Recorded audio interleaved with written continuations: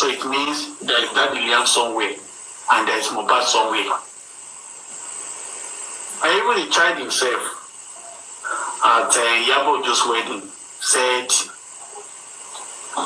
"See my daddy's star."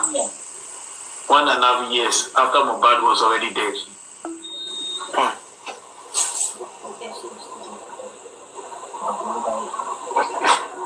And in that chat, in that WhatsApp chat, we make this hear people not hear that thing. If anybody talk about the real father of Liam, they should arrest that person. It means there was a fake father of Liam, and now there is real father of Liam. If there was no fake, there wouldn't have been real. We have original and fake. And from what is said in that chat, the real father of Liam is still alive. The fake was dead. And in that same chat, they said they have done DNA for this boy. But the result of the DNA could not be announced in that chat. They said, everybody, let's go on call, group call. That was when they discussed the result of the DNA. If the result was positive, why taking it off the chart? People said it was after that discussion that the group got scattered. That shows the result was not what all of them were expecting, except Iyabo Ojo that already knew the result from the start. We can also say that the government never wanted justice for Mohbad because Governor Sanwo-Olu said Mohbad will not be the first to die.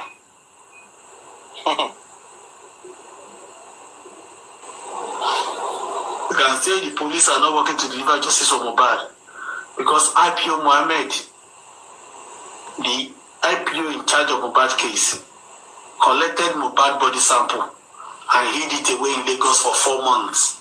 When they lied to the public, the sample was in Peninsula, LMS, and the sample never left Lagos. In fact, the sample never left Lagos until this moment. Because the result they came to read for us was just make up. They just made it up. You can say the police too, they are compromised from the beginning. Because they never treated Mohbad house as the scene of the crime. They turned Mohbad house to an amusement park where various people from all walks of life came in to dine, to wine, to greet, to sit, to take picture and do video. But when Mohbad died, none of them was able to take the picture of the body of what transpired in the house. But when people are coming to greet, all of them are taking, people doing video, were taking, with nobody giving us the true reflection of what happened in the house. And the police turned the blind eye.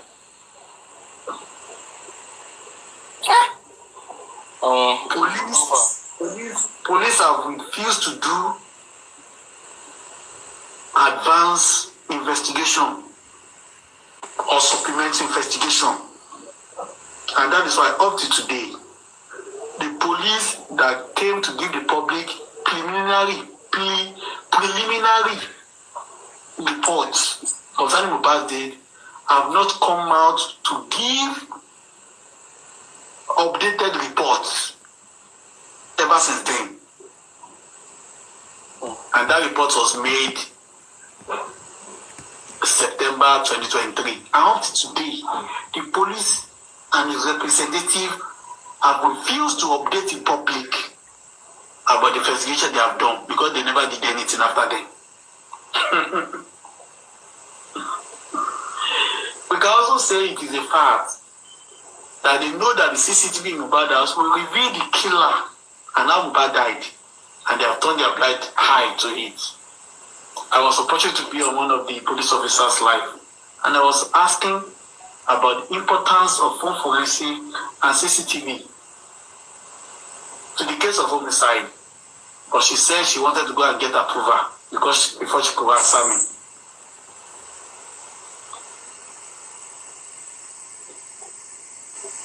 We don't even need to be police officers before we know the importance of CCTV and for forensic for a homicide. But in the case of Mohbad, everything seems to be taking different dimensions. Something that is simple. A open and short case. Yes. Ready to see.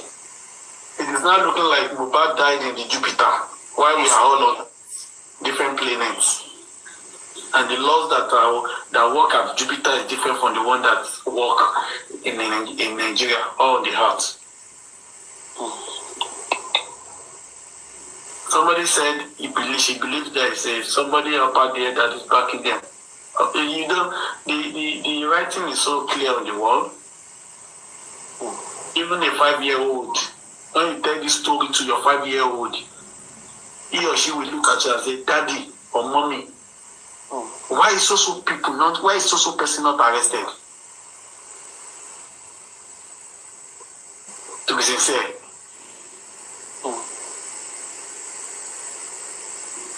The justice of Mohbad case is very simple, but they are protecting the interest of the killer, and I believe, and also that of a child.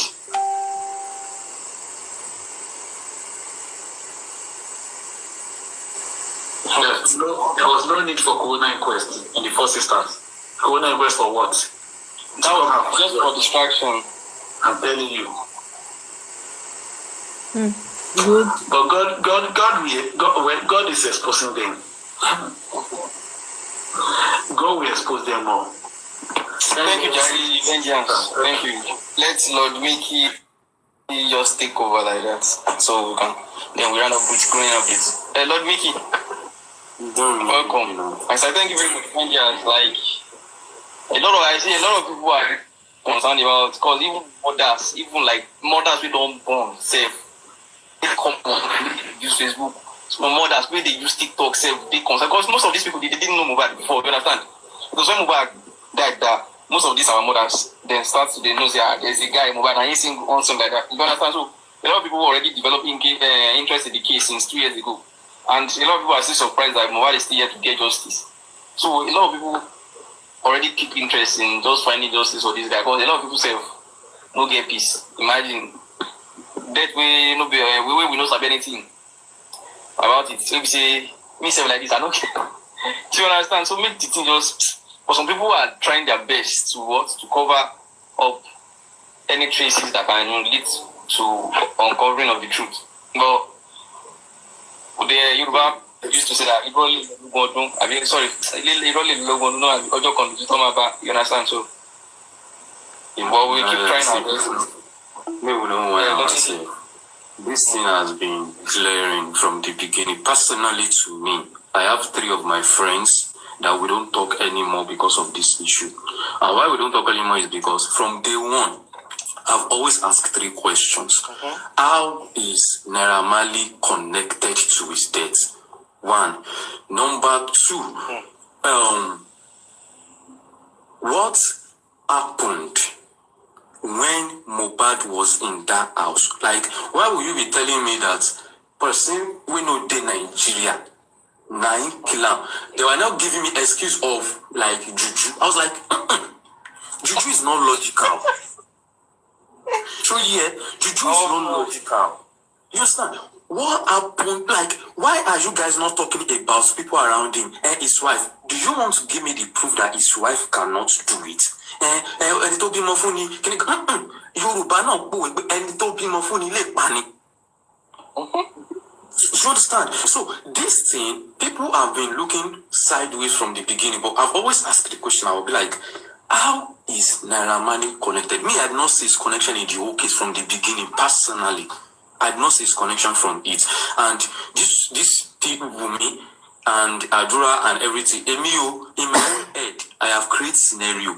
It might be real, it might not be real, but in my own head, it makes sense to me. I've always believed in if. I've always believed in the word if. If anybody that know me that have talked to me, I'll be like, what if? What if? Now, what if Mohbad found out that Peking is not his own. From the onset, if you heard when those issues was going on, some people were like, Wummi na only ran only Wummi. Some people were saying this, Wummi said did some things in Malian's house. Good. What if he found out that child is not for him? What if the child belongs to Adura? What if? How the child will belong in to that house that Adura? day, Wummi, Adura, and Mohbad are the top 3 people in that house. Now Peking you gonna be Adura. That day. Then the next set of people we can now ask is Some people, the set of what are those guys' names? Darusha Spending and DJ Bami. Because if anybody will have access to Master's room, which is Mohbad's room, it will be Wummi, Imole, which is it will be Wummi, Mohbad, and Adura, his brother. Where do they do it? His room. Who will have access? Top 3 people that will have access to this room is these 3 people.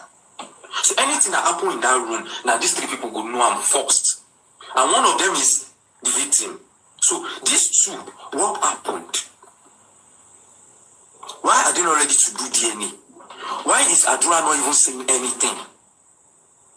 Adura and Wummi, the 2 of them, not even concerned with Darusha. Adura and Wummi, they are not saying anything, which shows they know something, and that's. But you know, you said who's trying to talk? You they talk the hungry you.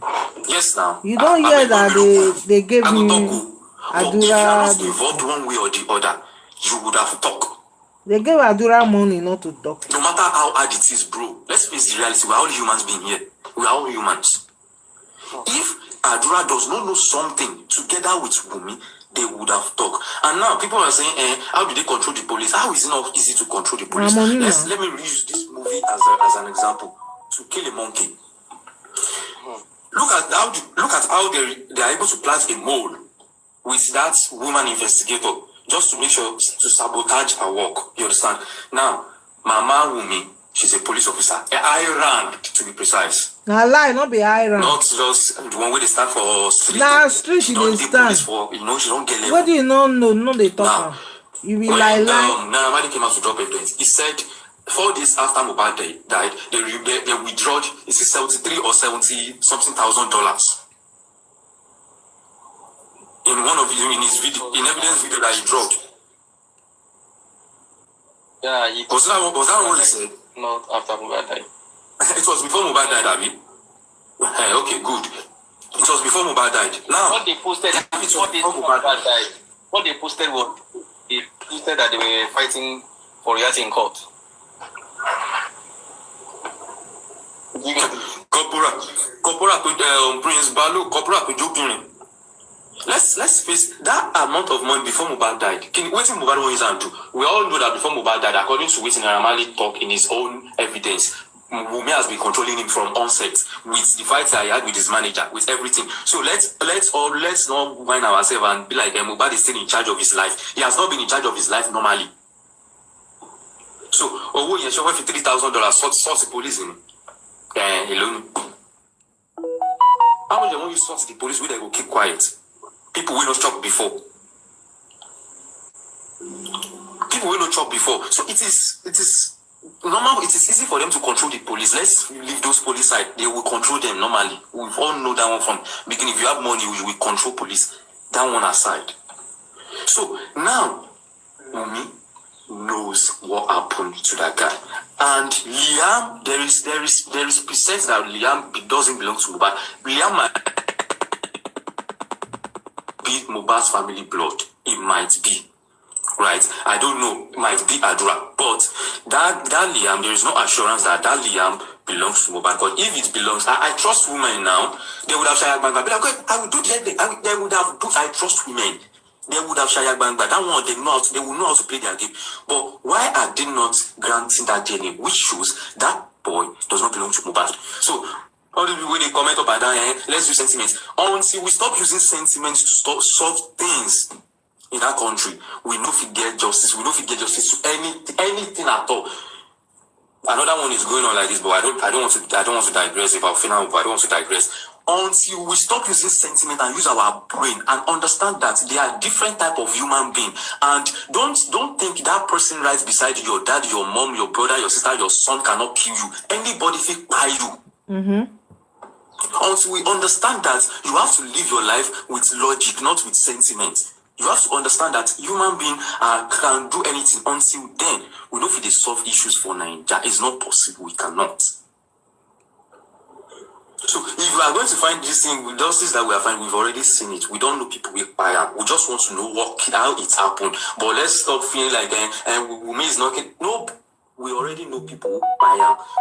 Between Wummi and Adura, the two of them know what to do that guy. The two of them know what to do that guy. You know, past that, you know, past the two of them. Let's leave that Russia, leave all those ones now. Wait till they're here. If you say they want to support people, maybe they don't put money for their pockets. But that two people, they know harm. Wummi, Adura, between the two of them, bro, the answer no pass that place. All those, she will not be waiting. They can tell that Russia go talk. Now we see they tell that Russia go talk now. Now we see they tell Mama Mohbad go talk. Now we see they tell Iya Wummi, now she go talk. But the people that know the truth is between Adura and Wummi. Because the fact that Adura is not coming out to say anything to defend his brother, to bring his family, to elevate his family, to help his family, is involved in that case, is one of the main character in that movie. And the fact that Wummi is not still saying anything, she's one of the main character in that movie. All these people where they chat up and where they see Queen Mother and all of them, they just now waiting they hear, they follow. So, Immunizer, you want to tell me like this, if me and you, if we do something, maybe we do something we did very well, if we want to tell someone we go help us, you think so we'll tell them the full story? Yes, we feel confess to them, say, okay, now like this will happen. But there is deep meaning to that we will not talk about. It go there between the two of us, it there between the two of them.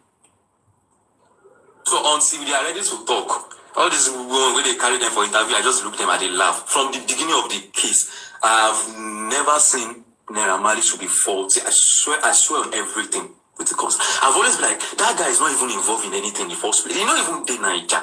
And another thing that even made me be like, if Naira Marley is involved, I am very sure, bro, Zino no go stay with them. It's not possible. Zino no go stay. That alone gave me the assurance like, that guy is not involved. Zino stayed. Zino was there. Despite the fact that guy knows his career is going down. But he knows the truth.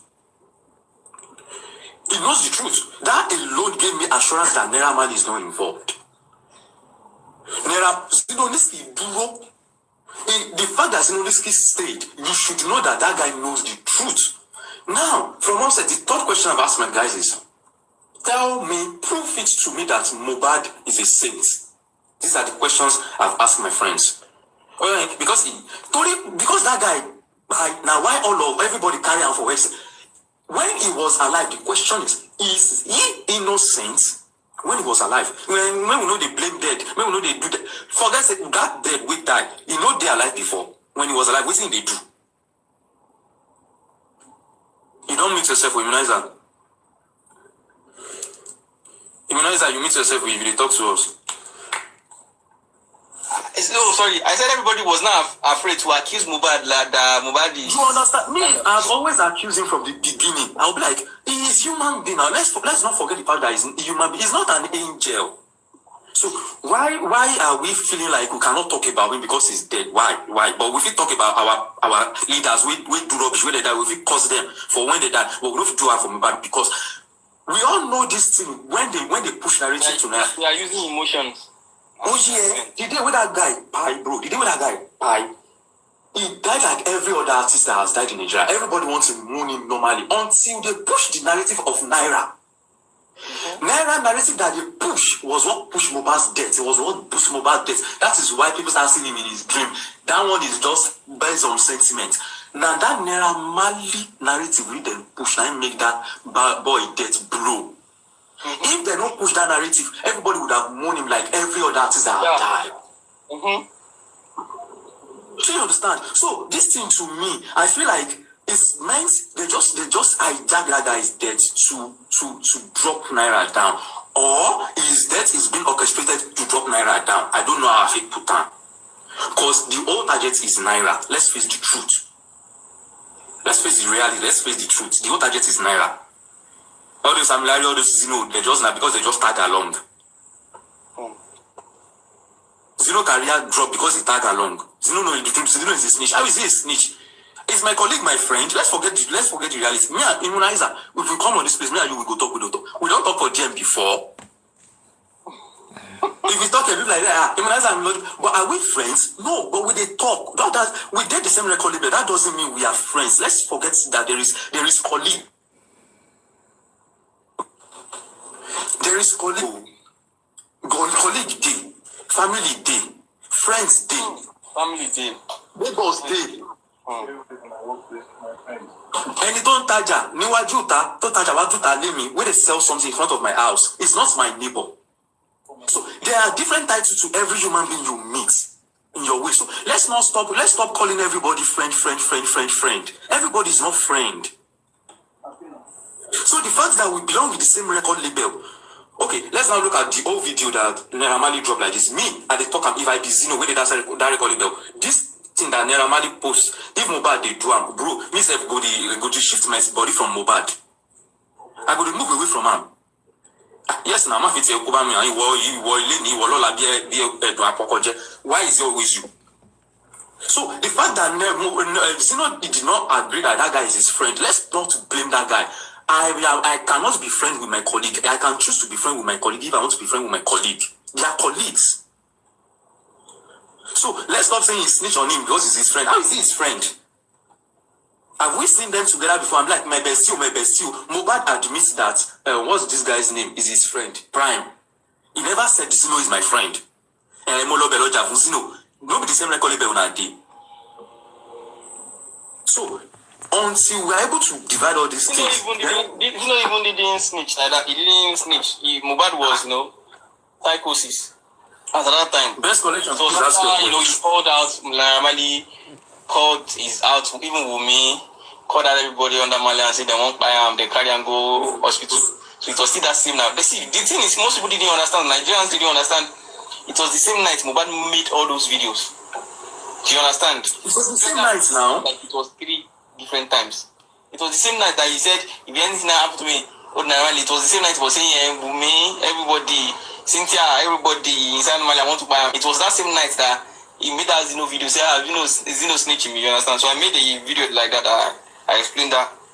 Now, the same day, you saw clear that our frack, in Nigeria with the life, everything happened. But bloggers know how to twist. They know how to twist. You understand? So that was the problem. So people thought it was different days. Do you understand? Do you understand? Until we start knowing these things, friends are different from colleague, they are different from boss. And from the shots I see from Naira Marley never treated that guy as a boss. That Naira was no boss. Thank you. Boss. Thank you so much. Green updates, random for us, please. Green updates. Oh, you are just a viewer. Good evening. Yeah, wait on, bro. Yeah, wait, go on. All I can say in this Mohbad matter is that even VDM himself, before he came out to talk about this matter, he knows what happened to Mohbad. Before he started this investigation stuff, and he knows the answer is showing to the public that he's looking for. As he normally said, he's a gambler. So he cannot just tell the world that this is what happened to this guy. This is what happened to him. He has to make everyone know. He has to make everybody see it. So you cannot just come outside and say, my so thing I kill him, still kill him. I've done my investigation and I can say this is what happened to him. You understand? So, and the people that were with him 24 hours and 48 hours before he died, they also know. Like his brother now, there was the chat he sent to this man. I don't remember his name. That he said his account was being hacked. But in the chat, yeah, that was stating that Wummi pushed Mohbad from stuff like that. To me, that chat is not just a coincidence. So all this if you look at the matter, you see that there's a lot of things that they are hiding through it. Okay, another thing is Dre DMW. Like, what is his part in this matter? How was it related to Mohbad? There's no, since when, if you take throughout Mohbad's lifetime, I don't know if there was a time he even had maybe a picture of him and Mohbad. It was not even close to Mohbad. So what was his take on the matter? And another thing, there was, in this matter, there's the influence that they had to cover up their evil deed was too much. The people that was in charge of the matter, they were so influential. And me, I believe that there are still other people in this matter that we don't even know, sir. That we don't know. So that's the thing. Thank you very much for bringing up this. Thank you very much. Well, justice is certain and justice is sure. No matter how long it takes. Iyabo is coming back in 2-3 months. Now, normally, we'll not be looking out forward to normally to, make normally be very active now because it is his time. All these people, they don't want to find out. Make it a slam them close, one by one. Make it. We are looking out for you guys. We are here. Yeah. It's just like I said. It's I'm going now. We can hear you too. We can hear you. Yeah. On the ground, we'll still be complaining of no weapon. Nobody is investigating that where that money is going to. And let's just say one time, 25% of the Nigerian budget goes to the National Assembly. 25% of the national budget goes to the National Assembly. At one point. It's sad. Yeah. It's sad. When you look at the budget now, okay. Now it's amazing. Sometimes when they start to say police, what the budget of the police, of the security? What's the budget? Are they weapon? My brother. Tó bá pàdé àwọn ọlọ́pàá tó máa wà ní north yẹn, wọ́n tẹ̀ ṣe dá díẹ̀. In looking, tó bá kọjá Èkó tó gba bí ọ̀rẹ́, àbólọ́gbà náà Ìbàdàn, wọ́n lọ sóńdó. My brother. Well, you go there and say, "She na the uniform where this police officer? I've been at the police officer."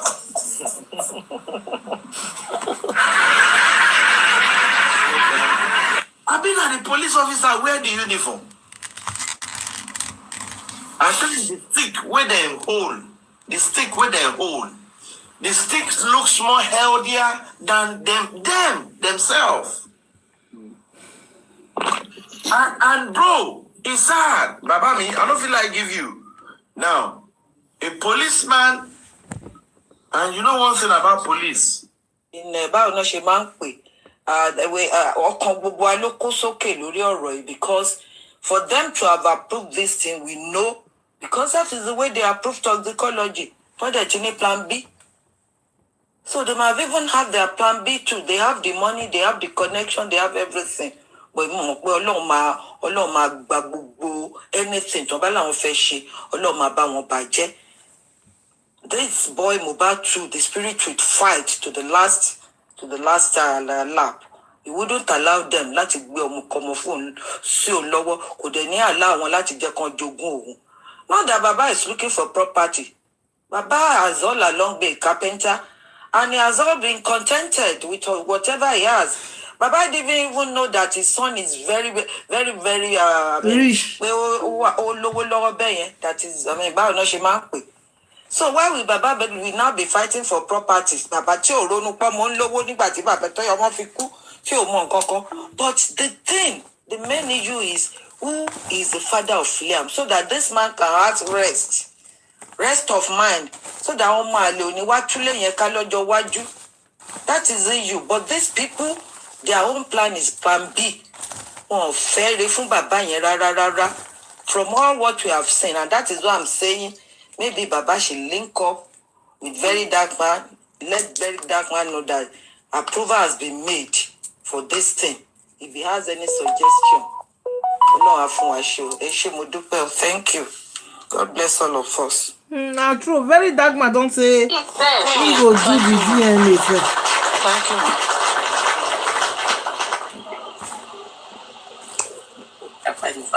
Was hold Iyabo Ojo for an accountability on what's happening to Mohbad. I have my reason. Let me show you this video. You see this video I'm about to show you. I've not become a speaker. I was just looking like this. But I was paying this lover. I'm paying all these people. As I this video that I want to show you. Let me show you the video. Guys, please kindly watch this video to the end. Do not break. Do not stop it. Please watch to the end. Now look at this.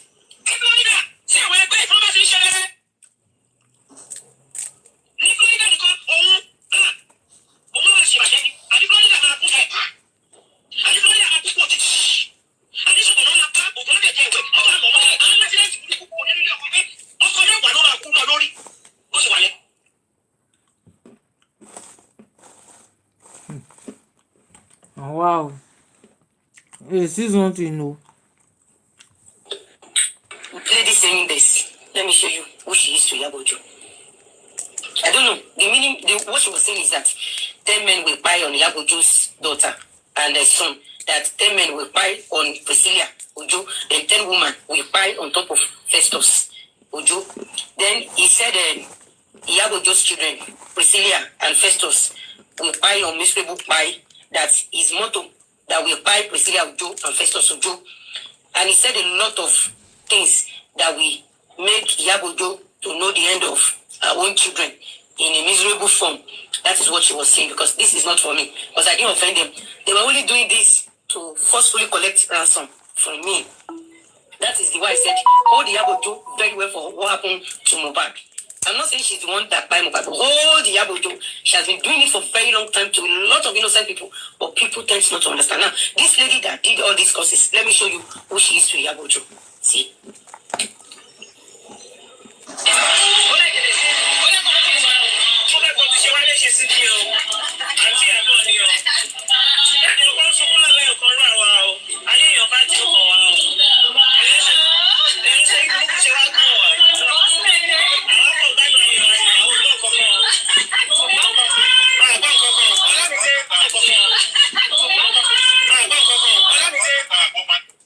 You remember the one Akim guy on the TikTok? Hold on, let me show you another one. Just hold on. You will understand the reason why I said hold Iyabo Ojo very well for what happened to Mohbad. Watch this again. See.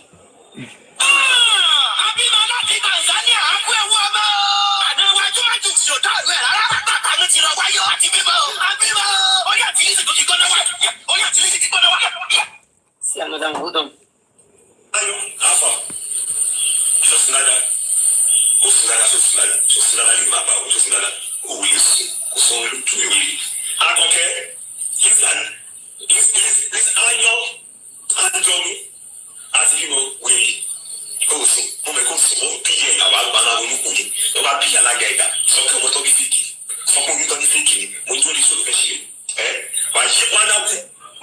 He said Priscilla Ojo and Festus Ojo that untimely death will buy them. That untimely buy will buy them, both Priscilla Ojo and Festus Ojo, and anything that comes from Iyabo Ojo's body, untimely buy will take them away in the front of Iyabo Ojo herself. Now, look at another one. Look at another one.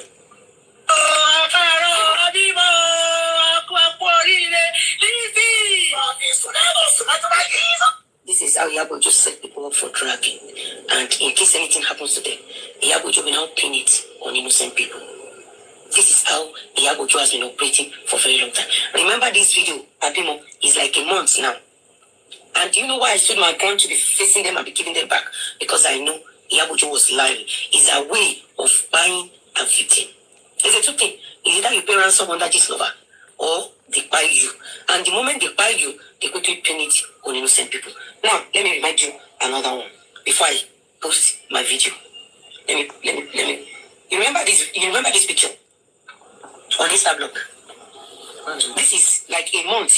This is a month after Abimo. This is a month. Remember, under Insta blog. Remember, I called on Baba Mohbad to come online that day and speak up. Remember this on Punch. You remember this on Punch? I told Baba Mohbad this earlier. Baba Mohbad, I said, Baba Mohbad, come online and tell Nigerians the truth. If you said this or not, if you're the one that granted this interview, and the Baba came out that he was not the one that granted the interview, that Naira knew nothing about his son. Now, for you to know how Iyabo Ojo operates, that very day, Iyabo Ojo posted a video where she was in the labor room and there was no nurse, there was no doctor. Remember? And Iyabo Ojo repeated the same thing where they were saying, Abimo. Before I give you an evidence that Iyabo Ojo should be held responsible for Mohbad's crime, because the reason Iyabo Ojo has been playing tricks on Nigeria to cover what really by Mohbad, and the reason why Iyabo Ojo has picked on people that are looking for justice for Mohbad, I don't know. Remember, there's something I told you. Remember the first video I showed you now, where Iyabo Ojo was cursing our own children, not my own children. You know, you've not seen this video for a very long time. You know, have I posted it? No. Did any blogger posted it? No. This is how Iyabo Ojo targeted her victims, bullied them to point of no return. And after they buy, she could be pin it on innocent people. Now, hold on a second. There's another video I want to bring to you. This same Iyabo Ojo, remember what she said? She said private DNA has been done. See, she said private DNA has been done. Mohbad bastard father is fighting for a lost battle on arrival. Now, let's see. Is it for real Iyabo Ojo's daughter that Iyabo Ojo will know her head truly gave birth? Or Iyabo Ojo was just pulling stunt to forcefully make victims to pay ransom? Or to buy victims? Or truly Iyabo Ojo's daughter gave birth? Watch this video. Can we save that video? Is it on TikTok? No. What's our Jack Bunny? So do we all agree that I was not dreaming or sleeping? No, you're not dreaming. Inside the blue bag. That's a reality. Look at that. Spicy just this one.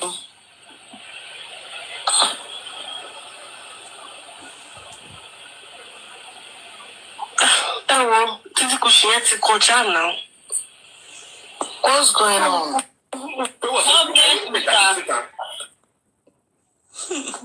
Yeah, Mama, you could have ever said. I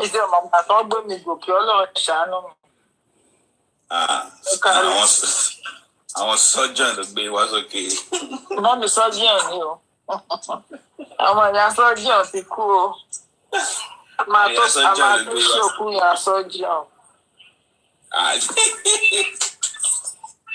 I'm a surgeon. Pẹ̀lẹ́ kalẹ̀ àtúnkù ti ọ̀dà ọ̀bí ẹni yìí lápá ọ̀tún àti lápá òsì. Lápá ọ̀tún àti ní apá òsì. Lórí bá a ṣe wà yìí, nǹkan tá a retí lọ fún wa yẹn. Ọlọ́run ràn wá lọ́wọ́ ká wá lọ ṣe ní báyìí. Ṣùgbọ́n mò ń bèrè pé bọ́lá máa ti pàdé ọmọ tá a máa fi ṣe báyìí, bọ́lá máa ti lọ pàdé ọmọ yẹn. Bọ́lá ní kọ́ mọ wá ká ti wá gba ìtọ́ ẹnu àbí orí ẹ̀ àbí ìkọ́nà ọwọ́ ẹ̀. Ẹ jọ nítorí Ọlọ́run. Mo kàn rò pé ọmọ yẹn wọ́n fún un náà ní ọ̀dà kó lọ ṣe DNA tiẹ̀. Tó bá dẹ̀ fún ní ọ̀dà kó lọ ṣe DNA tiẹ̀. Kó máa jẹ́ pé agbọ́mọ pamọ́ àwa lọ ṣe àwa lòun ti ṣe òun ò rí bàbá ẹ̀ jẹ́ ká ronú díẹ̀ o èmi kàn rò bẹ́ẹ̀ ni o mo fẹ́ yẹ kó sọ bí tí wọ́n á ti pàdé tóníkálukú á ti gba sáǹpù tiẹ̀ bó jẹ́ ìjọ tó bá lọ tó bá jẹ́ ọjọ́ tó bá lọ fẹ́ lọ mú sáǹpù lára anyway ẹ kí n dákẹ́ mo ń wò pé wáyé pé ọjọ́ tó fẹ́ lọ mú sáǹpù bọ̀dá Mohbad níbi tó wà ní ọwọ́ ìjọba bóyá ọmọ yẹn adébẹ̀ wọ́n á mú tọmọ náà pẹ̀lú lọ́jọ́ yẹn I'm just thinking loud ni o torí ìgbà tá a kọ́kọ́ fẹ́ lọ ṣe lọ́jọ́ yẹn náà bọ́ ṣe mú sáǹpù Mohbad tọ́nà mú tán dúró de gẹ́ẹ̀ títí tí kó dúró di pé kò gbé ọmọ yẹn jáde nígbà yẹn ni o ló di pé agbaṣẹ́ lọ́wọ́ ènìyàn ṣòro so eléyìí báyìí tán náà tún fóun náà ní ọ̀dà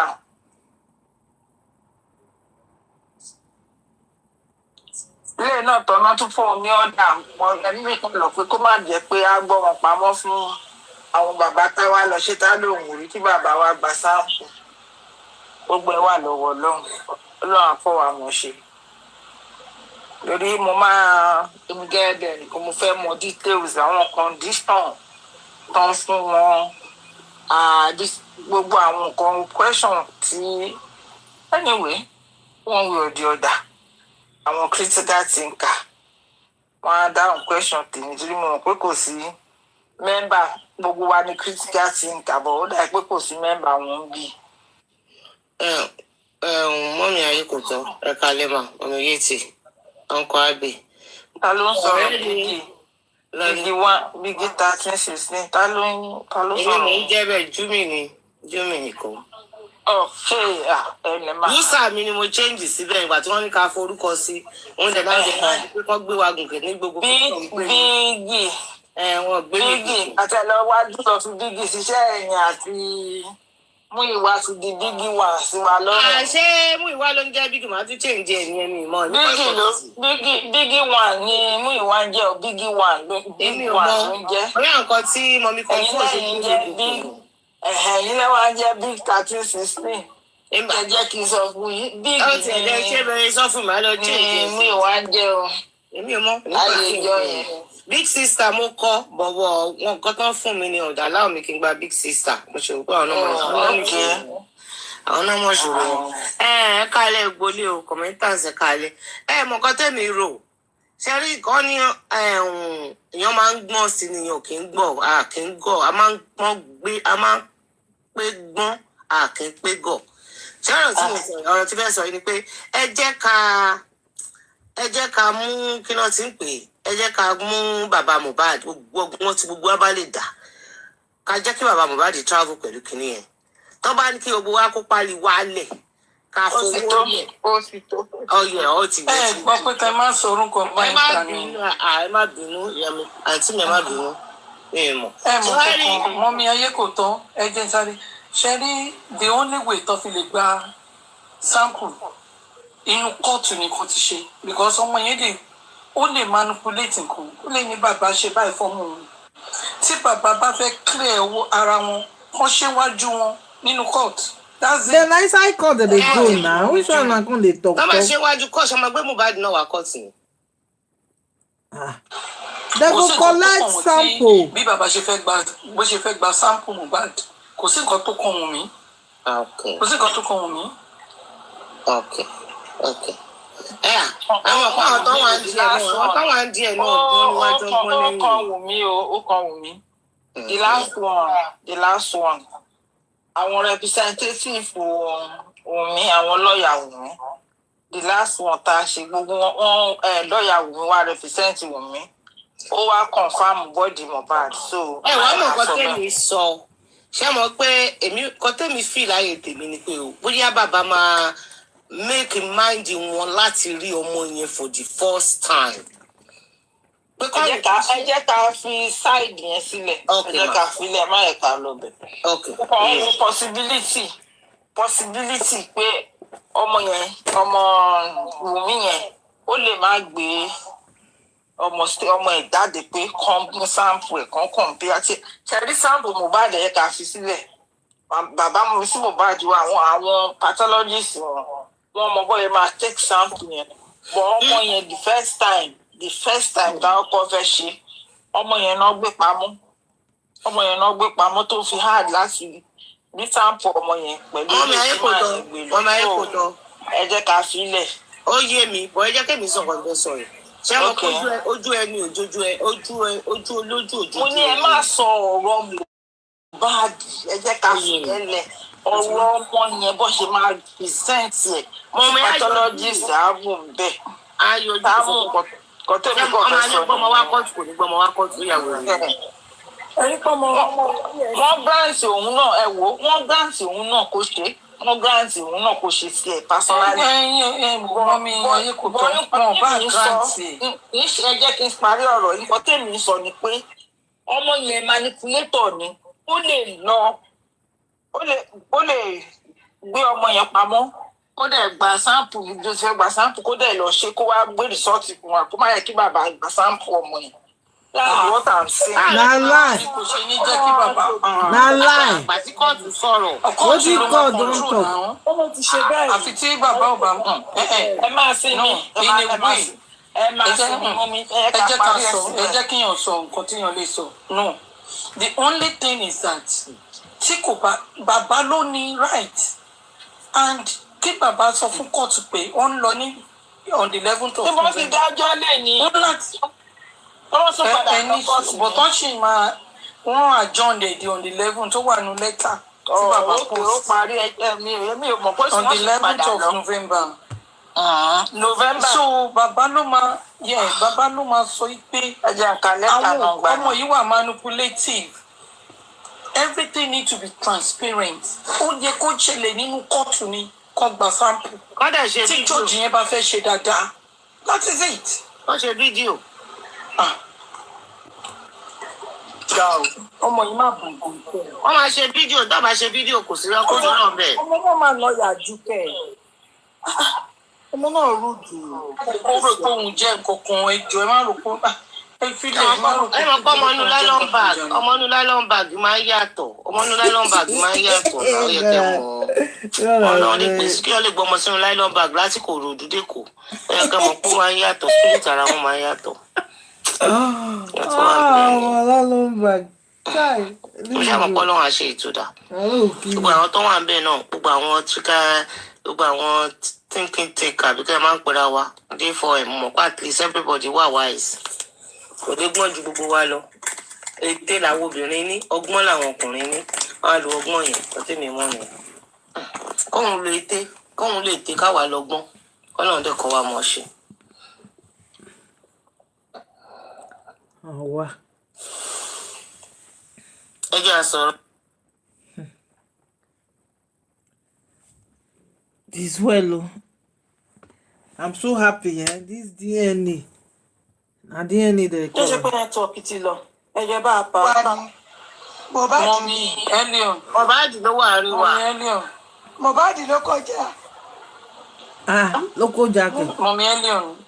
Yes, ma'am. Blood of Jesus, ẹ kálẹ́ mà. Ẹ kúrọ̀lẹ́ o, ẹ kálẹ́ o. Ẹ kálẹ́ mà. Mọ̀mí Yétí.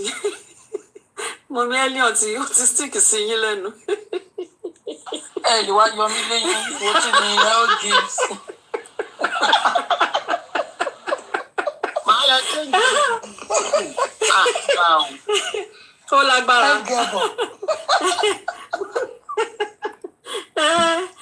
Good evening, Pampa official. Good evening, the panelists, and good evening, the commenters. Look, everybody.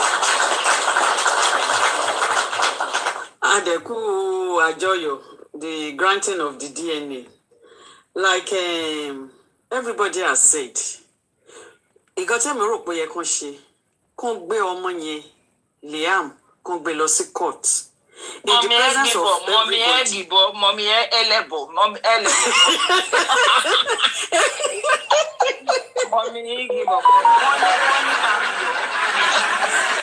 Wọ́n ní ká jọ pé ká máa fi suggestion wa yẹn ká filẹ̀ bẹ́ẹ̀. Oh, okay, pé ká gbé pamọ́. Oh, okay. Yeah, ẹ jẹ́ ká máa. Oh, okay, that's another thing. For me, Shemo, it's a good thing. Tí wọ́n ti fún wa ní approval. Shemo, pé honestly, tó bá jẹ́ pé àwọn ìjọba wa orí wọn pé wọ́n ń ṣiṣẹ́ ni. Proof ti wà here and there. Pé Mohbad kọ́ ló lọ mọ́. Mọ́mí, wọ́n lẹ́ni kẹ́ skip ẹ̀ mà. Ká má sọ nǹkan kan dé nípa yẹn mọ́. Àbí èmi kò tó sọ ní pé ká má sọ nǹkan nípa I don't know who talk am. Apapa, some people they are dragging you, but don't worry, I go give you later. Look at this one. A lè sọ but kó má jẹ́ modalities. A lè sọ some other things tó surround there. Okay, ma. Mommy Comfy play fídíò kan ibi tí voice note rádà tí Wùmí ti ń lérí tó bẹ́ẹ̀ kinní kan at the end of the day. I'm not talking about the modalities or the approach. I'm just talking in general about observation regarding this DNA. Wọ́n bí yín tó bẹ́ẹ̀, kò séèyàn tó tó bẹ́ẹ̀, ó lóhun ẹ ti kẹ̀. Àdóhùn ẹ mọ̀ sóhun grandma 120 years old. Ló ń pariwo ló ń nà fún. And the unfortunate thing ni pé ṣẹ́rí gbogbo àwọn sẹ́mi gbogbo àwọn olólùbúkú tó ń tì í yẹn, when the chips are down, she will be on her own. I'm telling you. Okay, sin tí wọ́n bá dá ẹjọ́ tán bá ní wọ́n tán gba mẹ́wọ̀n, ṣé tèmi máa tẹ̀lé lọ sẹ́wọ̀n? Ṣé mi tèmi máa tẹ̀lé lọ sẹ́wọ̀n? Ṣé ẹni téèyàn bá ṣe nǹkan tí ò dáa? If you know you are doing you know you are doing something bad and people around you are not able to correct you, ó yẹ kéèyàn sá fún irú àwọn èèyàn báyẹn ni. Ó yẹ kó sá fún wọn ni. Tó bá dájọ́ fún Wùmí sìn pé wọ́n là mẹ́wọ̀n àbí wọ́n ní nǹkan báyìí náà fẹ́ ṣe fún one thing or the other. Ṣé tèmi máa tẹ̀lé lọ sẹ́wọ̀n ni? Ṣé tèmi máa tẹ̀lé lọ? Àbí MFM olójú kan àbọ̀ fojú kan rína tó bá ń wò yín báyìí ẹ máa rò pé Ìbàdàn ló ń wò ni àwọn Ìbàdàn bí ẹni wọ̀yọ̀. Ṣáwọn yẹn máa tẹ̀lé dẹ́wọ̀n ibi tó rí ẹ̀ ò ti pé nìyẹn. You know that you have done something wrong and people are hailing you. Irú èèyàn yẹn ó yẹ kó rorí pé these people hate òun because wọ́n applaud ẹ̀ ni àwọn náà ń jíjà ẹ̀ náà ń ṣe bẹ́ẹ̀ ni pé àwọn ni alpha and omega tó máa make decision. Wọ́n dẹ̀ ti gbàgbé ṣẹ́rí gbogbo nǹkan tí Wùmí ṣe àti Ìyábọ̀ wọ́n ti gbàgbé wọ́n ronú pé Ọlọ́run exist. Ṣẹ́rí táwọn èèyàn bá ń ronú pé Ọlọ́run wà ní a lot of people ò ní máa ṣe bí o. I'm telling you wọ́n ronú pé Ọlọ́run wà níbì kan. Wọ́n ronú pé kò sí agbára tó tó agbára Ọlọ́run. Wọ́n ronú pé kò sí béèyàn ṣe lágbára tó ẹ wo àwọn alágbára ìjọ kìíní àná where are they? Gbogbo alárántí Idi Amin of Uganda terrorist babalá terrorist ni. Ibo ló bá délé ní? How many years ago ló ti ṣẹlẹ̀? Some people were not even born when this story happened. Òun dà lẹ́ni ṣé kò ń ṣalágbára ni? Ṣé Idi Amin ò kì í ṣalágbára? Àbí Ṣàbàtà la fẹ́ sọ pé kò kì í ṣagbára? Nígbà yẹn he wanted to make himself the life president of Nigeria. And he would have paid probably people like Dia, how many years ago, Dia compared to, he would have paid a lot of people. Bishop Babangida la fẹ́ sọ, I'm sure that man, ó wà incapacitated. Kò lè dá ṣe nǹkan kan fún rẹ̀. Kò lè mi rò pé ó lè dá lọ bathroom, wọ́n á gbé lọ ní orí wheelchair ló wà. I'm sure he will be praying for death. Ìgbà tí ìdí Babangida kan Nàìjíríà kan ni ta ló tó láti kojú ẹ̀ ibi tó le dé ibi tó lágbára dé kò sí alágbára ayé wọ́n ṣalágbára. I don't believe there's anybody tó lágbára. Ọlọ́run ni the ultimate. Tọ́lọ́run bá ready láti strike wọ́n máa strike ẹnìyẹn nǹkan tó máa before lẹ ò ní ṣe nǹkan kékeré. Tí Ìyábọ̀ àti Wùmí tán bá ronú pé Ọlọ́run wà Ọlọ́run ló dẹ̀ máa ṣèdájọ́ wọn níṣẹ́ kan tán ṣe ẹ wo bí gbogbo ẹ ṣe wá ń lọ. Who is Mohbad ọmọ carpenter? Who is baba Mohbad? Ta ló gbọ́ pé èèyàn kan exist tó ń jẹ́ Joseph Olúwabámiwá lọ́ba? Ta ló believe pé gbogbo nǹkan tó ṣẹlẹ̀ máa ṣẹlẹ̀? Ìgbà tó ń pa ọmọ ọlọ́mọ wọ́n ṣìyàn pa. Ọmọdé sọ ó léyàn 4 lòun. Ó ní ẹ má fọkàn pẹ̀lú òun. Ó dẹ̀ kìlọ̀ but àwọn hùwà pé àwọn ní godfather aréyàn gbójúlé lágbájá is there to protect me Sanwó-Olú is there kíní kan anything can happen anytime. Mi ìgbàdúrà kí Sanwó-Olú kó fòṣánlẹ̀ kó kú o tí Sanwó-Olú bá kú lọ́la ńkọ́ tí gbogbo àwọn ọlọ́pàá yẹn tí gbogbo wọn kàn sùn tí wọn jí mọ́ ńkọ́ what is it that God cannot do? Ẹjọ́ ẹ sọ fún mi kan tọ́lọ́run ò lè ṣe. Tọ́lọ́run bá decide pé you people you think you are powerful and you are nothing. Tọ́lọ́run strike gbogbo wọn dá tí gbogbo wọn kú. Tí gbogbo wọn kú ẹ mọ̀ pé ó lè ṣẹlẹ̀. Gbogbo àwọn tó wà ní kí ayé kéèsì yẹn tí Tọ́lọ́run mú gbogbo wọn lọ. Including Sanwó-Olú. Kí ló wá fẹ́ ṣẹlẹ̀? Including gbogbo àwọn àti bàbá ọmọ àti all the people that think they are in power. Kò sẹ́yìn nǹkan power Ọlọ́run ló lágbára. God is still giving them the opportunity and everything that is happening is enough to show them. God is in power and that God is working. Ẹ wo secret chat starring yẹn. Ta ló believe pẹ̀lú nǹkan báyẹn lé wà exposed. If somebody had told me 3 months ago pé a máa gbọ́ pé nǹkan kan máa ṣẹlẹ̀, mo máa bẹ́ni náà jà ni. And every one of us, we won't believe it because it came as a surprise to us. Ọlọ́run fẹ́ tú àṣírí ni. Ọlọ́run fẹ́ fojú àṣebi hàn. Àwọn tá àti ẹ̀ mọ̀. Ẹ wo ru Dre bí DMW yẹn. Ta ló fojú sí lára? Nobody ever thought about it. Ẹ wo bí a lot of things ṣe ń get exposed to show that God is working. So my own is, mo mọ̀ pé Ọlọ́run tó ti bẹ̀rẹ̀ kínní ó máa parí ẹ̀. Kò sí bọ́n ṣe ṣe tó. Gbogbo wọn bọ́n ṣe ṣe tó ń sápamọ́ sẹ́yìn abẹ́rẹ́. Ọlọ́run máa expose wọn ni, and we are already in it. Mohbad máa gba justice, ó lè pẹ́ o, ó dẹ̀ lè yá. I am not God to determine when or how or whatever. I can't determine it, but I know that we will get justice. At the rate at which we are going, tá bá ti ṣe DNA lágbára Ọlọ́run kọ́ lọ́run fún wa ṣe. Tá bá ti ṣe, tá dẹ̀ ti rí, tá ti mọ result tó máa jáde. Nǹkan tó kù báyìí, díẹ̀ ló kù. I rest my case. Thank you, the host. Thank you, ma.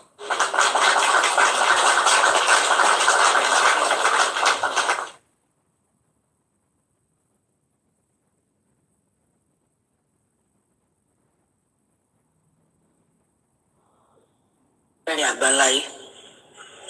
Ẹ káàárọ̀ ní gbogbo ibi tí ẹ̀dá láyé wà. I just come across one video now about Baba Mohbad àti Iyabo Ojo pẹ̀lú ìyàwó Baba Mohbad Wummi. Mo come across fídíò tí Iyabo Ojo share to release wípé Wummi ti gbàgbọ́ òun fẹ́ ṣe DNA test, but ìyẹn kọ́ ni kókó because a ti mọ̀ yẹn tẹ́lẹ̀. But kókó gangan ni wípé àwọn lawyers yẹn wọ́n ti reach out síra wọn. And Wummi reply. Kí wá ní reply Wummi? Iyabo Ojo mouthpiece Wummi sọ wípé òun máa ṣe DNA test with one condition. Condition is Baba Mohbad ó gbọ́dọ̀ kọ́kọ́ ṣe DNA test náà. Kó proof pé òun ló ní ọmọ, òun ló ní Mohbad. Ẹlẹ́ẹ̀kejì, òun máa lọ ṣe DNA test yìí l'Amẹ́ríkà. Ẹ má bínú. Àkọ́kọ́, ẹ jẹ́ ká rántí pé bàbá Mohbad kan ló béèrè fún DNA test ọmọ ẹ̀. Bó tilẹ̀ jẹ́ pé wọ́n ti kan bàbá yìí mọ́gi lọ́pọ̀lọpọ̀ tí gbogbo ayé ti ṣẹ́ bàbá yìí, wọ́n ti ṣe ìpè ńláńlá fún bàbá yìí. Bàbá yìí ò béèrè DNA test ọmọ mu. Guys, please don't be annoyed though. This is memory lane, no. Memory lane. Disclaimer. This is memory lane. Thank you. Very dark man ló raise issue ló béèrè DNA test. And gbogbo ayé dẹ̀ tẹ́wọ́ gbà wípé àfi kí Wummi ṣe DNA test ọmọ yẹn. After that, Kẹ́mi Olúnlọ́yọ̀ sọ wípé wọ́n ti ṣe kíni? Wọ́n ti ṣe DNA test ọmọ yìí. Wípé Mohbad kọ́ ló ní. Reply ìyàwó Mohbad gbà yẹn ni wípé Kẹ́mi Olúnlọ́yọ̀ àti Naira Marley wọ́n close. Naira Marley ní nọ́mbà Kẹ́mi Olúnlọ́yọ̀ lọ́wọ́. Ọ̀rọ̀ yìí jọ gàtẹ́ kò jọ gàtẹ́, ó fẹsẹ̀ méjèèjì ti ro. Kò sọ́dẹ̀ gbogbo ọ̀nà kan lórí wa kù. Àmọ́ bẹ́ẹ̀ kọ́ ni mò ń lọ. Ìwọ Iyabo Ojo ló jáde gbà yẹn wípé wọn ò lè sọ wípé kí Wummi lọ ṣe DNA test. Except tí bàbá Mohbad bá request fún Wummi máa ṣe. But bàbá Mohbad ò request fún. Báwo ló ṣe máa sọ fún pé kó lọ ṣe DNA test? Kò sẹ́ni tó ní authority láti sọ bẹ́ẹ̀. After that, bó tilẹ̀ jẹ́ pé gbà yẹn a ò mọ reason tó wà behind tí bàbá yìí fi gbà wípé kó ṣe DNA test ọ̀hún. Bàbá yìí sọ̀rọ̀ wípé kó ṣe DNA test. Ariwo lọ lọ́tún, ariwo lọ lọ́sẹ̀. Wọ́n tún kan bàbá yìí má gbélébùú sí. Nígbà tó tún yá, ìwọ Iyabo Ojo yìí ni third time. Ìwọ ló tún jáde, is it third time or second time? Mo tún gbọ́ nínú fídíò ẹ̀ tó fẹnu ara ẹ̀ sọ. torí mi ò tiẹ̀ kí n kára tọpọ èèyàn ó lè jẹ́ ní ẹ̀kọ́ ló sọ ọtún tó bá jáde lẹ́nu èèyàn ni màá gbọ́. Ó ní anybody don't have any right to say kí Wùnmí ṣe DNA test except ọkọ ẹ̀ nìkan ló ní right láti sọ wípé kí Wùnmí ṣe DNA test. Ọkọ ẹ̀ dẹ̀ ti kú. Bàbá ò lè sọ fún Wùnmí kó ṣe DNA test. Tí bàbá bá sọ fún Wùnmí wípé kó ṣe DNA test, Wùnmí lè má gbà sí wọn lẹ́nu ọ pátápátá ẹ̀ kí Wùnmí sọ wípé òun máa yọ orúkọ ọmọ òun, orúkọ alọ́ba kúrò nínú orúkọ ọmọ òun, kọ́mọ má jẹ́ orúkọ wọn mọ́. Ọjọ́ tí mo gbọ́ mo mérí báyìí. Iyabo Ojo, you are a very smart woman. Pẹ̀lú ẹ̀mí àgàbàgebè. You try. You really try. Mi ò tí ì débẹ̀ yẹ kí n má jump lọ síbẹ̀. Ẹlẹ́ẹ̀kejì, ẹlẹ́ẹ̀kẹta. Ó tún wá jáde padà. Oníwùnmí sọ wípé òun ti gbà láti ṣe DNA test o. Àmọ́ òun ò lówó tóun fẹ́ fi ṣe ládùúrú funds tẹ rèsì fún. Ládùúrú fund tẹ rèsì fún. Òyìn ẹ̀kọ́. Gbogbo àwọn ẹ̀dá àlàyé mà tún jáde. Kò má ṣe ní fídíò tí mo ṣe wò tán yìí ló ti Sango ti gbà. Ó mà ti Sango ti gbà. Wùnmí ti fẹ́ràn rẹ̀ Sango ń gbà lẹ́ẹ̀mejì. Before corona inquest testimony Wùnmí ni Wùnmí ti sọ wípé òun máa sọ̀rọ̀ and the DNA test must be done but nothing done after that. Ó tún jáde Iyabo Ojo kó sọ pé òun ò lówó. Àwọn èèyàn tún rẹ́ jáde pé àwọn máa raise fund láti ṣe DNA test. Wàhálà wà o. Èyí tí mo dẹ̀ tún gbọ́ ní ìsìn ibi tẹ́ tún yí sí ni wípé kí bàbá yẹn kọ́kọ́ ṣe DNA test ti ara ẹ̀ náà pẹ̀lú ọmọ ẹ̀ kó tó di pé Wùnmí ṣe DNA test. Yes, perfect said. But rántí nǹkankan. Bàbá Mohbad kò ní ìdí kó lọ ṣe DNA test kankan. You don't first do. Ṣé bẹ́ni tó bí àwọn ọmọ yìí fún ẹ? Ọmọ tó ń jìyà dáwọn bá tó tọrọ yìí tó bá ṣe DNA test tó bá kí ń ṣe ìwọ ló ní Mohbad tó bá rán ya Mohbad lẹ́wọ̀n bàbá Mohbad ní jèrè láyé ẹ̀ ní jèrè lọ́run. Ọ̀pọ̀ ìwé ń tètè.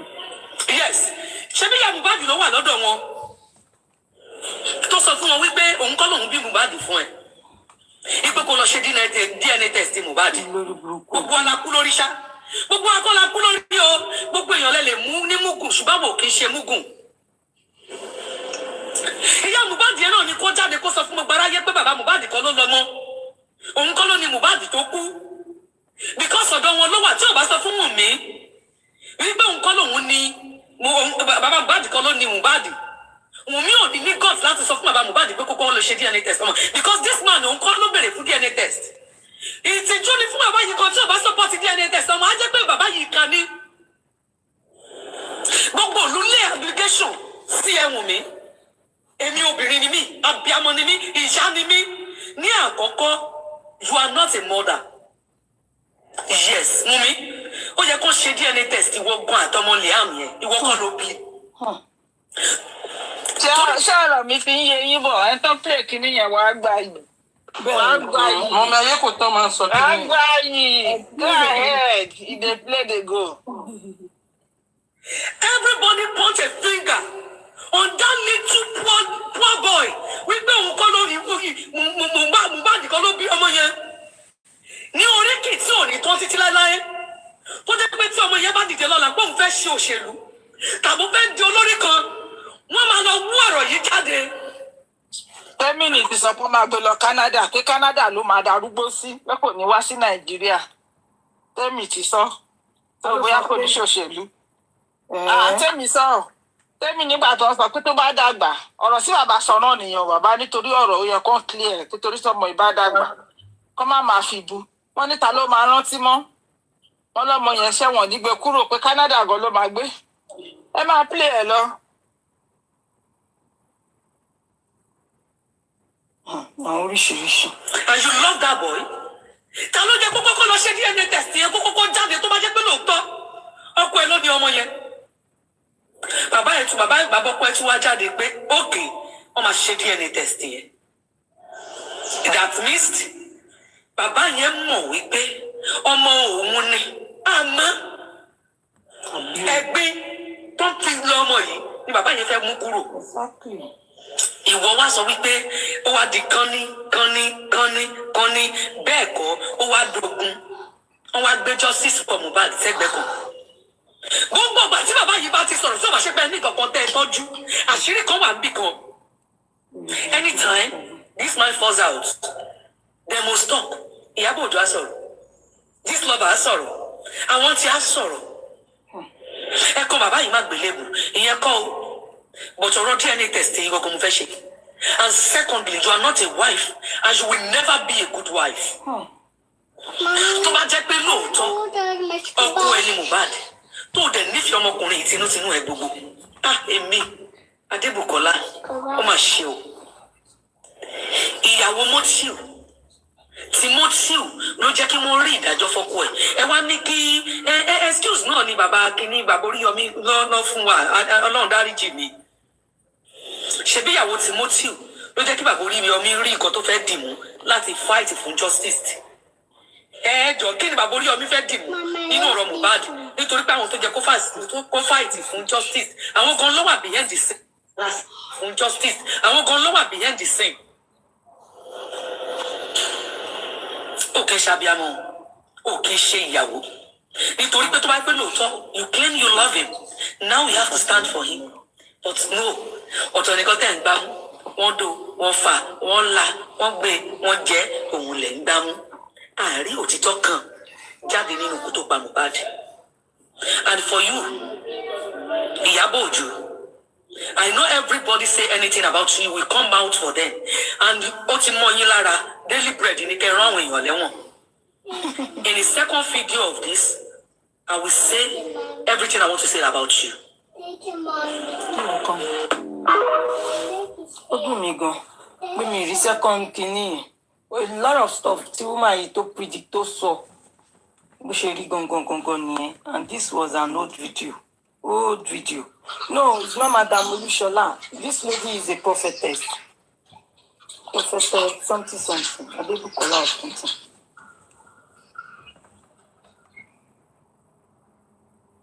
Iyabo Ojo.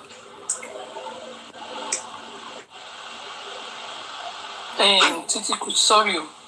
You see, on that Timothy case, pet cash to Sony, is it Saturday? Timothy Solori platform to in on Sunday. Tí bá ń ṣe Timothy Adegoke wife, wọ́n lè rí justice. Òun ni woman yẹn sọ. Timothy Adegoke wife. Òun ló expose. Nínú ṣọ̀pọ̀ ẹ̀. Mọ́mí yé ti. Báwo ló ṣe fẹ́ rí justice? Bẹ́ẹ̀ ni mà. Wọ́n ní rókò ọkọ ẹ̀. Òun ló gbé bank details, the transaction, bí ọkọ ẹ̀ ṣe náwó, ibi tọkọ ẹ̀ náwó sí, ẹni tó sanwó fún last. Lọ fi mọ̀ pé gẹ́ yẹn ó ń ṣiṣẹ́ ní ibẹ̀ yẹn. Kí ni Wùmí gbé síta fún aráyé? Nothing.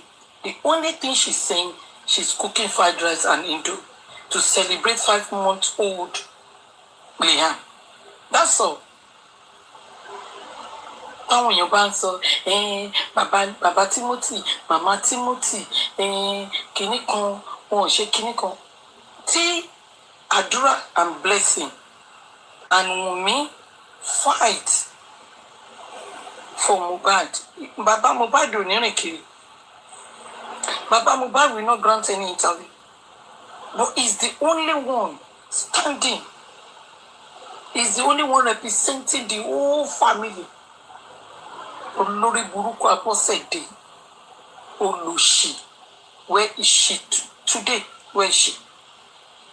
Mi ò fẹ́ dà ẹ́. Olórí burúkú Abọ́sẹ̀dé. Where are you? Tó bá ti dìgbà on the 11th of November. Tó bá bí yàrá ya ẹ̀ tó fẹ́ Adéyẹmọ. Ìwọ tẹ̀lé Wùnmí lọ sí court. Olórí burúkú Abiagba. Look at the way this woman, she was speaking. With Itara. Emu pa Abiamolele. With Itara. Everybody should call Baba Mohbad. People call run Abosede lọ fẹ́ wọn. Àwọn lò ṣì dédé. That woman, Onele, Wunmi can never be a wife. And it's true. Otoruso. She can never be a wife. Òun expose ọmọ yẹn. Ìyábọ̀ ń jẹ́ kó expose ẹ̀ nítorí olè tí Ìyábọ̀ fẹ́ jà. Torí olè tí Ìyábọ̀ fẹ́ jà. Ó ń lo lè hàn back to back. Inú yẹn dùn. Àwọn olòṣì tó wà lórí Facebook, blogger, àwọn fracas. Àwọn náà wọ́n máa bá post ẹ̀. Olòṣì wọ́n gbé ọmọ wọn gbé sábẹ́. None of you can even advise that girl. Don't let us post this boy. He has his own life. Bí iye bàbá lọ sẹ́wọ̀n, wọ́n ṣá lè mọ́ ọmọ lọ sẹ́wọ̀n. Bọ́írọ́, wọ́n gbé kiri, Liam, shop knuckles, saga, sag, nonsense. Wọn ò ṣó nǹkankan gidi tó yẹ kán fi kọ́ ọmọ yẹn. At this stage, ó yẹ kó kíní gbé tablet àbí whatever they bought for him. Kó máa ṣe phonics pẹ̀lú ọmọ yẹn. Kẹ́ wá gbé fídíò. That is ìyẹn ṣì wọ̀ òkè. Ìyẹn àrìndì. Let's see. Memory lane ni o. But maybe it's early last year. Ni woman sọ̀rọ̀ yìí. Then me to do nonsense. Ẹ̀gbọ́n kan tó bìrì yẹn sọ ni. Only there is one secret somewhere. Ṣé secret yẹn ò jáde báyìí? Ṣé secret yẹn ò jáde? Ó jáde. Ó jáde because bí Ìyábọ̀ ṣe ń jáde gbangba tó ń jáde gbangba wọn mọ̀ pé yẹ̀yẹ́ Ọlọ́run yẹ̀yẹ́ Ìyábọ̀ ti dé.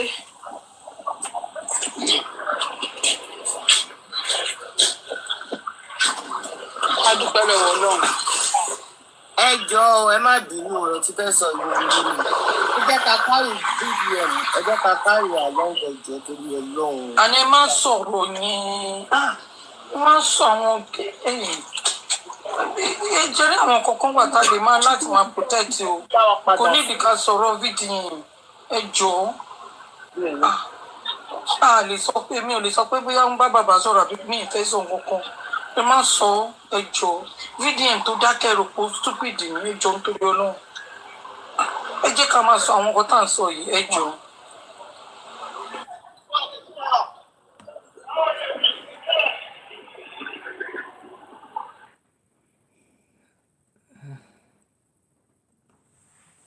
Àwọn olórí burúkú yẹn àgàgà ọ̀rẹ́ Dèáth olóṣì yẹn iṣẹ́ ẹbí ló wáyé wá ṣe bó ṣe wà yẹn ọ̀rẹ́ Dèáth iṣẹ́ ẹbí kò sí iṣẹ́ nǹkan méjì tó wá ṣe ní ayé ó ti lórí platform wa lòun máa ń wà tó máa ń pe rẹ́kọ̀ tó máa ń sẹ̀ǹdẹ̀ sínú mẹ́nu ẹ̀ ló fi sọ olórí burúkú ẹ̀. These days nígbà tó ń kọjọ́ tán bá wo àkáǹtì ìyàwó ní jáde ó ti sọ ó ló bọ́ lọ́wọ́ ọ̀hún ó ló lè sọ káyìí. Kò gbọ́dọ̀ bọ́ lọ́wọ́ ẹ̀ o.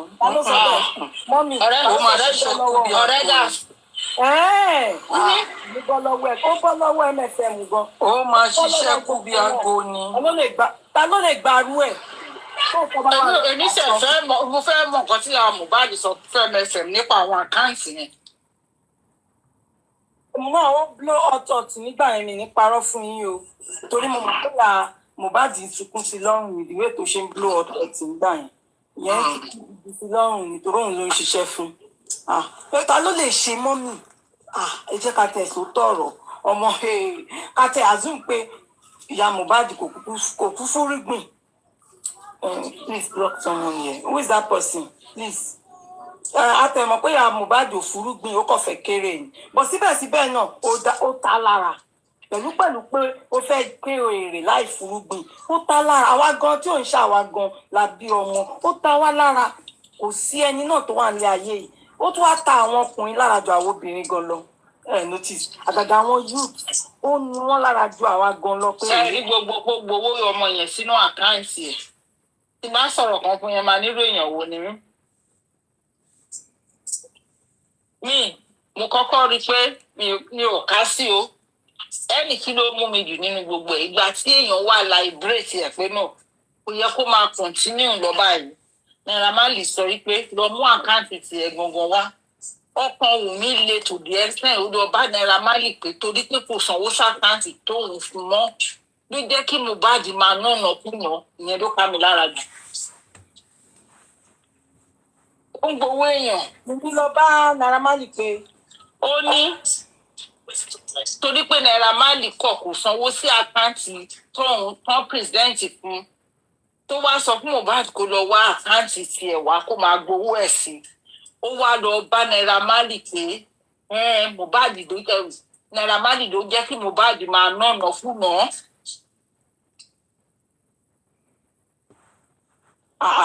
báwo ló ṣe jẹ wọn báyìí. Really èmi ò gbọ́ yẹn o. ó lọ bá Naira Marley sọ. nǹkan tó kà láyà sóun ni ó ti ní lost child ní tóun ni. ẹ̀mí ti ò dàdí iṣẹ́ àkẹ́mí ìtẹ̀sídókìs. ṣẹ́ẹ̀rí nǹkan tó ká ṣẹ́ẹ̀rí tó ń gbowó ó tún ní ọ̀dà sí ti sọ fọ́mọ yẹn pé ó náwó ó ń ṣòwò ná owó tó ṣiṣẹ́ ẹ̀ tó lòun máa jí láago 4.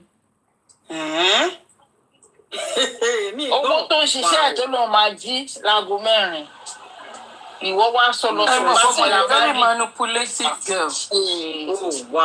ọmọ yẹn ó lè forí àwọn méjọ gbára. olóhùn ni ó jẹ́ kí Mohbad lè máa waste owó tó ti gbowó nínú jẹ́. owó wo ni Mohbad waste. ṣóun ló ṣiṣẹ́ owó ọ̀hún ni. sọ́rí àbí. mi ò fẹ́ ká máa ronú owó tó waste it's about.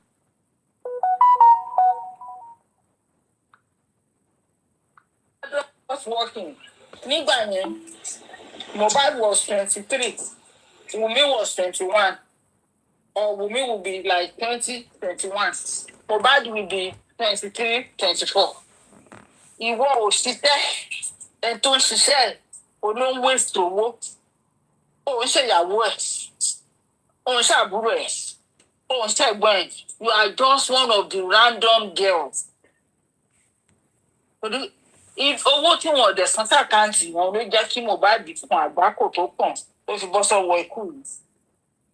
lọ́sọ̀ reason tó fi jẹ́ kó kúrò ní ọ̀dọ̀ Naira Marley nìyẹn.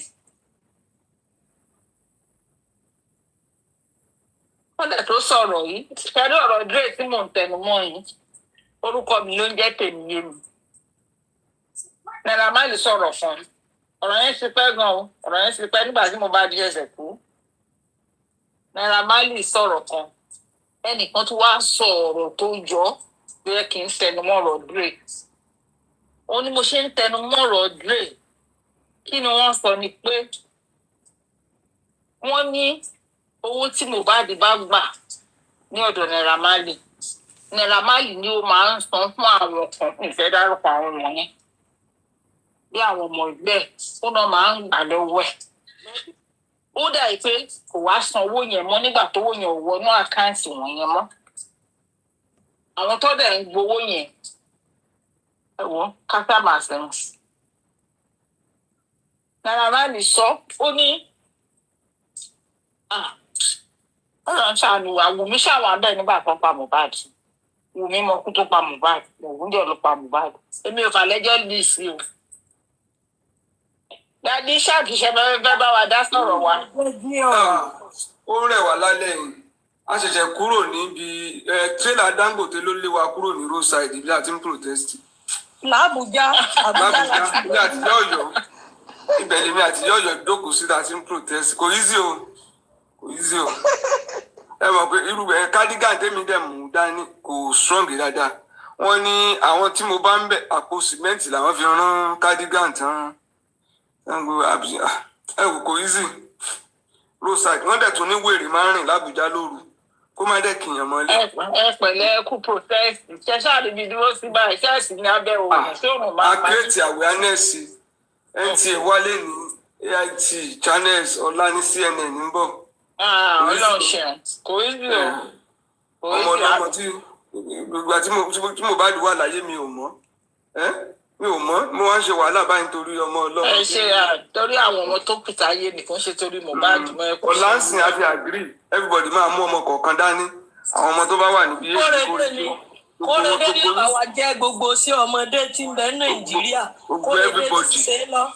irú eléyìí táwa ẹ̀dẹ̀ ń ṣe l'Ábùjá yìí ẹ gbọ́dọ̀ máa ṣe lọ́yọ̀ọ́ èyí tẹ́ bá wà ń bàdàn náà ẹ kọ́ ọmọ kéékèèké jáde ẹ dùn lẹ́gbẹ̀ẹ́ títì. wọ́n máa bọ̀ kọ́rọ̀ yẹn dùn àwọn ọmọ yẹn ní sá. àti àwọn oògùn àfẹ́ẹ̀rí wà ní ìsìn tá a fẹ́ máa pẹ́ fáwọn èèyàn torí Dangote tirila èèyàn bá ti ń pè sí lẹ́gbẹ̀ẹ́ títì kò yí sí o kò yí sí o. Someone dey understand. Yóò dey do ìyá tí tó fi ṣe lọ́yọ̀ọ́ ni dádì déèyàn bá ṣe lọ́yọ̀ọ́ mo ti sọ fún yín wọ́n lọ pè ìyá rẹ̀ àti bàbá rẹ̀ jáde pé a rò pé wèrè rẹ̀ ṣẹ̀ṣẹ̀ dé lánàá ni tòní yìí ẹ bá wa ránṣẹ́ sáwọn èèyàn wọn bá wa mú kúrò títì mọ̀mọ́ rẹ̀ ẹ kọ́wọ́ lébọ̀ ó ti kú òlòkú lásán. èmi àti yín mọ tó duwárí lálẹ́ yìí lẹ́gbẹ̀ẹ́ títì. bẹ́ẹ̀ ni ọ̀rọ̀ ọ̀gá Yọ̀mí tó gbé dání ọ̀rọ̀ rẹ̀ tí a kú ní ojú lásán ẹ mọ̀ pé mi àti yín Ọlọ́run ló ní a mọ̀ nàgàwó tirẹ́là lọ́ọ̀kan ibẹ̀ náà sì kọrí sí Àtàǹjọlá kọ́lọ́run wọn ṣàánú kó jẹ́ wọn ó jèrè sí ọwọ́ wọn bó ti tọ́ àti lódodo ọ̀rọ̀ ọmọ ni.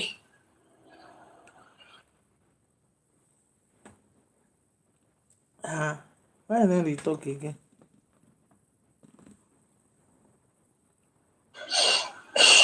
Mọ̀mí ayé kò tọ́ ṣáà tí dògùn páálí ògùn bọ̀dá Yọ̀mí nù mo fẹ́ bá wọn rà ránṣẹ́. Aṣọ ni mo mọ ògùn tóun ń lò ní. Wọ́n ní páálí rẹ̀ pé tẹ́ ẹ bá dà mọ̀ èmi ò lè bá wọn rà. Mi ò máa tiẹ̀ ṣe ó ń ṣàárẹ̀ lọ́wọ́ báyìí. Ẹ wò ó ti gbà mójútó oògùn wọn ti tán. Ó ṣe Yọ̀mí Fábíyì ibi tán mo rántí dáadáa ibi tán máa ń gbé wọn lọ ní Deeper Life. Ẹ pa àmọ̀rí o àmọ̀rí ló gùn wọn lọ́wọ́ o. Deeper Life ló máa ń gbé wọn lọ tí wọ́n máa tẹ́ bá ti gbé wọn lọ Deeper Life 90 days péré ni wọ́n bá ti lù ú bẹ̀ wọ́n á tún gbádùn wọn á máa jáde bọ̀. Deeper Life ọ̀nà Ayọ̀bọ̀ ibẹ̀ náà máa ń gbé wọn lọ ń sìn wọ́n gbé wọn lọ sí ti Gbàgádà. ní àgọ́gù lẹ́ máa gbé wọn lọ. Sọ́nà Ayọ̀bọ̀ yẹn lẹ́wọ̀n ti ń gbà nísìnyí ibẹ̀ ni wọ́n máa ń gbé fún. Ó dá ní yàrá síbẹ̀. Dádì Isiaki ẹ mọ̀mọ̀ lọ. Wọ́n ní pọ́ńkọ̀ ni ẹnìkan pè wọ́n.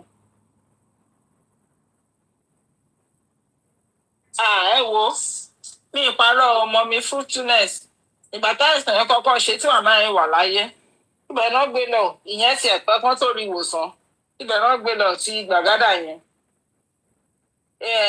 eré ọ̀sọ̀ mi ìparọ́ fún yín kẹ́ jẹ́ kí n sòótọ́ fún yín lálẹ́ yìí yàtọ̀ sí pé bóyá kínní àìsàn yẹn gbà tó kọ́kọ́ ṣe ibẹ̀ nìyẹn ẹ̀ gbé lọ ẹ máa gbọ́ tó máa ní Deeper Life ni mo ti ṣe kínní mi ò móbìnrin mi ò ṣe kínní kan ẹ máa gbọ́ tó máa sọ wọ́n lọ tọ́jú ẹ̀ ń bẹ̀ ni gbogbo bóyá lọ Deeper Life yẹn kò mọ ètò ìsìn Deeper Life kò mọ anything bọ̀ tó ṣàrántí pé òun máa ń mu omi àdúrà ní Deeper Life. Mọ́mí tó bá ti jí ìwé ìdáná máa gbé lọ. Yábà náà wò bóyá kí wọn ó tún lo Yábà díẹ̀ wọ́n bá lò yẹn fún bí oṣù mélòó wọ́n lo Abẹ́òkúta. Tó bá ti ń sọ̀rọ̀ ẹ fetí sí tó bá dẹ̀ ṣí fídíò ẹ lọ wojú ẹ tí kinní ẹ bá ti ń bẹ̀rẹ̀ sí ṣe wọ́n máa ṣẹ́jú pàpàpàpàpàpàpàpà ojú ẹ máa sáré ẹ mọ̀ pé oṣù ẹ ti lé nìyẹn ó yẹ lọ sí Àbújá yìí sìn ẹ mọ̀ pé àtàǹsù oṣù ẹ ti lé ọ̀rẹ́ bì ọ̀rọ̀ ẹ ṣe rí nìyẹn pé máa ń ṣe nìyẹn. Mọ́mí Àńjọlá tiẹ̀ wá tíráì bó ti ń gbọ́ ọmọ sábẹ́ ṣúùtù ní ọ̀dà sọ́ọ̀bù. yọ̀ọ̀yọ̀ ẹ̀rígbà tó ń ra rèké ni. Wọ́n rà rèké ara rẹ̀ náà ni wèrè ká mọ̀ pẹ́ntì tí ọmọ jẹgi wèrè olépò tí ọmọ rìgì. ẹ̀rù tiẹ̀ wá ń bà mí torí àkekèé lóru ní ẹ̀ bá jẹ́ rèké tí ò rí bí kó sí. èmi ò tiẹ̀ wá mọ ibi tá a rọ̀rọ̀ wọn sí nìsín o. nìkan jẹ́ olórí ńlá ẹgbọ́n ṣe ìyá ọ̀dọ́ ṣe àgbo tútù lè ran gbogbo tí wọ́n ń ṣe yìí owó tí wọ́n ó ti kúrò lọ́wọ́ àgbo mo ti ní kún wọn lo yábà díẹ̀. owó tí wọ́n pa ń bí òní ká tó bá yá o. Òtútù ò tiẹ̀ gbọ́dọ̀ mẹ́ni ó sanra irú mọ̀mọ́ ọ̀tẹ́ ń dẹun mọ̀mọ́ ṣúùtù.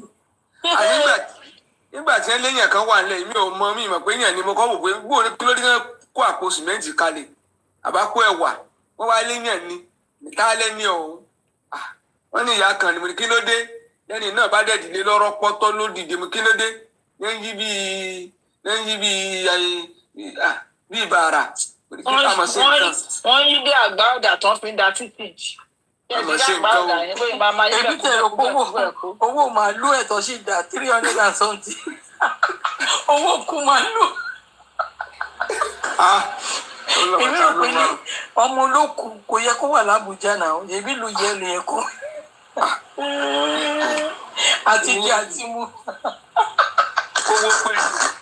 Owó pé ọmọ Sànúsí. Yorùbá mi tọ́jú ọ̀rẹ́ mi. Iṣẹ́ àjọ láyẹn náà tẹ̀lé lọ́bẹ̀ ni. Ó wà bẹ́ẹ̀. Ẹni tí bẹ́ẹ̀ tí rọ́pọ́ tọ́ ẹ bá ti rí orí wọn. Ẹ ti rí tó rí bíi títì tí ẹ wà. Ẹ jẹ́ kí n béèrè question ẹ má bínú o. Torí èmi ẹ mọ̀ pé màá ṣàbèrè. Ẹ jọ ń gbà kí náà wà ní Àbújá náà kí náà ń ṣe. Justice for Mohbad. Oúnjẹ láàfin bí Yorùbá kíkú wá Yorùbá kíkú. Tó Àńjọlá tẹ̀lé yàn mí lọ dúró sínú orí títì láti ṣe justice. Mọ́mì ẹ máa gbọ́ ọgbọ́dọ̀ ní ìdáhùn ìrìn ẹ̀dẹ́ tó kékeré fún un. Kò tiẹ̀ wò pé kí mọ́tò má gbóhùn òun kì. Ẹ pa mí lọ́mọ ìdí máa tí a máa sá fún yín bàbá bẹ̀rù yín. Ẹ bá ṣe pàtí ẹ máa fi lábẹ́ lójú. Èyí ilé ìwé ṣèjọba bọ̀ o. Ilé ìwé ṣèlú bọ̀ o. Ẹ yà sọ tọrọ fúnra wa o. Ẹ pa mí lọ́mọ ìdí máa tí a máa fọ́ fún yín. Wọ́n ti pa òrò lọ́mọ. Ẹ kí ẹ̀yẹ ilé ìwé ṣèlú bọ̀. Tí wọ́n ń jọ lálẹ́ ìgbẹ́. Kí ni gbogbo pátá ń pa yìí? Ẹ lè fi sọ́síṣẹ́ mi dàdí nàkúdà. Ẹ ò ní gbogbo rẹ̀ yí ọ̀rẹ́ jẹ́jẹ́ ìdí àkọ́ àwọn èèyàn kọ́kọ́ ẹ kò yá ìfẹ́ máa pa ọ̀. Jẹ́jẹ́ àwọn kan máa pa ọ̀ nínú ìjọba yìí lọ́kẹ́ máa pa lọ. Àwọn kan àkúkú lọ́lọ́pàá, àwọn kan nílùú à ní gbogbo rárá.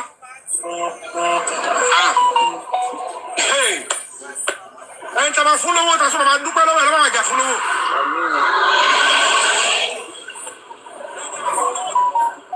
Gbogbo ẹlẹ́gbọ́n tó dáhùn fún ọlọ́mọ ìdí ọ̀sìn fámìlì wọn yàn wọ́n pàgọ́.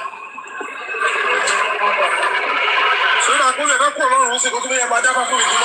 Fámìlì wo lè fẹ́ tòmí sí? Bí ẹ fẹ́ kúrò lọ́rùn, fámìlì wo lè fẹ́ tòmí sí? Àwọn ilé ìkẹ́ máa sá bò ó.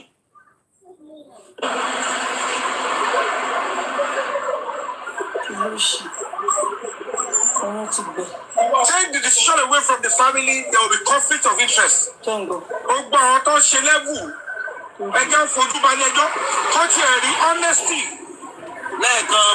Ó tó ní kó máa ṣe